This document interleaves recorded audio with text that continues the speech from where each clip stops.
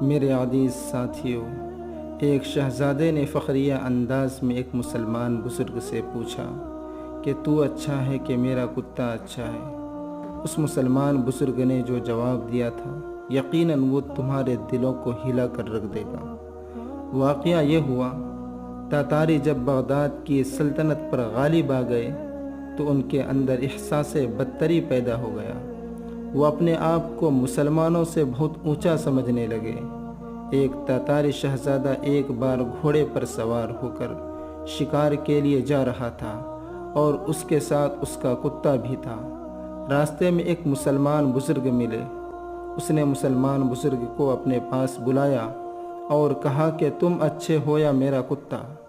مسلمان بزرگ نے اطمینان کے ساتھ جواب دیا، اگر میرا خاتمہ ایمان پر ہوا تو میں اچھا، ورنہ تیرا کتا اچھا ہے۔